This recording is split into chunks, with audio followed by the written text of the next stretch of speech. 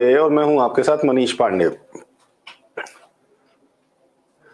नमस्कार, स्वागत है आपका। आप देख रहे हैं ब्रेकिंग टुडे और मैं हूं आपके साथ मनीष पांडे। 2 बार बोला है, एक बार हो सकता है ना आया हो, दूसरी बार आ गया हो तो उसके लिए माफ करिएगा। सिस्टम थोड़ा सा पुराना है, पुराने सिस्टम से नया नया काम कर रहे हैं हम लोग।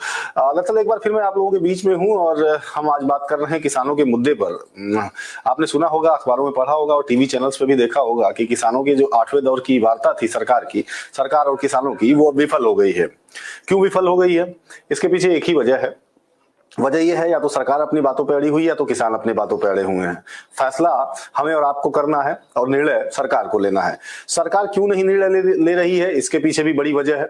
दरअसल होता क्या है कि देखिए, अगर आप थोड़ा सा अगर राजनीति विज्ञान के किसी विद्यार्थी से आप बात करेंगे या किसी राजनीतिक पंडित, जो एक नया शब्द है जो राजनीति में इस्तेमाल किया जाता है, उससे बात करेंगे तो आपको समझ में आएगा कि जो भी पॉलिटिकल पार्टियां होती हैं, वो पॉलिटिकल पार्टियां अपने लिए पॉलिटिकल पार्टनर्स बनाती हैं और उन पॉलिटिकल पार्टनर्स के फायदे के लिए उन्हें चाहे कोई भी निर्णय लेना पड़े, कुछ भी करना पड़े, वो करती हैं।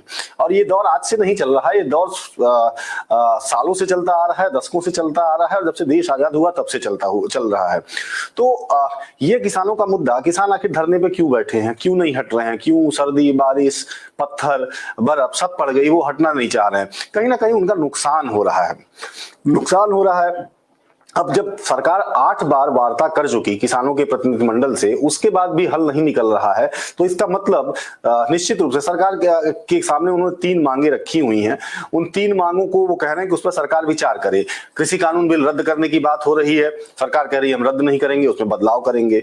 बदलाव के बाद में बदलाव करने के क्रम में करीब 8 चक्कर वार्ता हो चुकी है किसानों और सरकारों के बीच में। हम एक छोटा सा उदाहरण देके आपको समझाना चाहेंगे कि आखिर किसान क्यों अड़े हुए हैं। जैसे आपने देखा होगा कि सरकार की तरफ से जब कोई भी सरकारी नुमाइंदा या सरकार का प्रतिनिधि या सरकार का प्रवक्ता ये बोलता है, तो वो कहता है कि जो किसानों की न्यूनतम समर्थन मूल्य है उसमें कोई बदलाव नहीं होगा, न्यूनतम समर्थन मूल्य निर्धारित किया जाएगा और वो सबके लिए रहेगा। और दूसरी चीज, किसानों की जो जमीन है उन पर उनका मालिकाना हक बना रहेगा। जो कॉन्ट्रैक्ट फार्मिंग जो शुरुआत होगी इस कानून के बनने के बाद, जो मंडियों की स्थिति होगी, उससे किसानों का कोई नुकसान नहीं होगा। 2-3 उदाहरण दूं मैं आपको। आपने भारतीय संचार निगम लिमिटेड का नाम सुना होगा, बीएसएनएल। बीएसएनएल की स्थिति क्या है? बीएसएनएल एक सरकारी कंपनी थी। बीएसएनएल की स्थिति क्या है इस समय, और इस समय पूरे देश में जियो की क्या स्थिति है और बाकी और जो मोबाइल कंपनियां हैं, मोबाइल प्रोवाइडर कंपनियां हैं, उनकी क्या स्थिति होगी?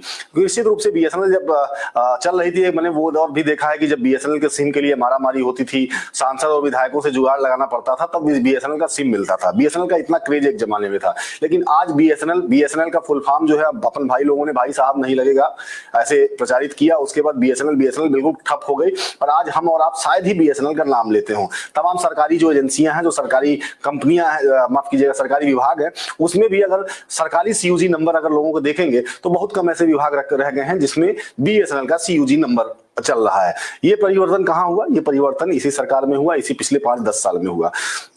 दूसरा एक और उदाहरण दे रहे हैं आपको, एयर इंडिया। एयर इंडिया की हालत देख लीजिए, एयर इंडिया की हालत क्या है, एयर इंडिया की स्थिति क्या है, और बाकी तमाम जो प्राइवेट विमानन कंपनियां हैं उनकी क्या स्थितियां हैं।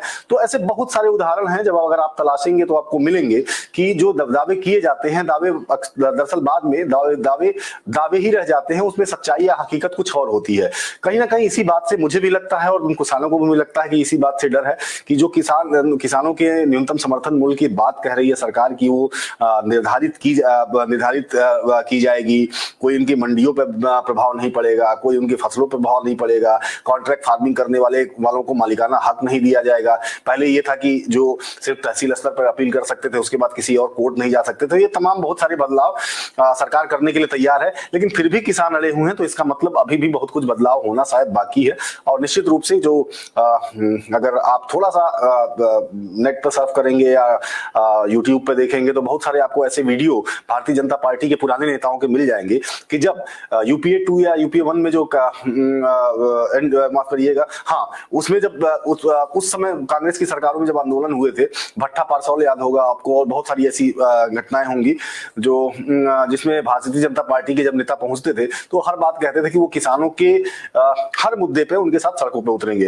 लेकिन आज देश के किसानों का दुर्भाग्य है कि उत्तर प्रदेश से लेके और पूरे देश में इस समय बीजेपी का जो भगवा झंडा है वो लहरा रहा है, लेकिन किसान लगातार धरने पे बैठे हुए हैं। और जो बताया जा रहा है, जो समझाया जा रहा है, हमें जो दिखाया जा रहा है, जरूरी वो नहीं है कि वही सही हो। एक बार किसानों के पक्ष में भी सोच के देखिए, तो हो सकता है आपको लगेगा कि निश्चित रूप से वो, अगर वो आज अड़े हुए हैं, आज वो बैठे हुए हैं, तो उसके पीछे उनकी अपनी अलग मजबूरी है। नमस्कार।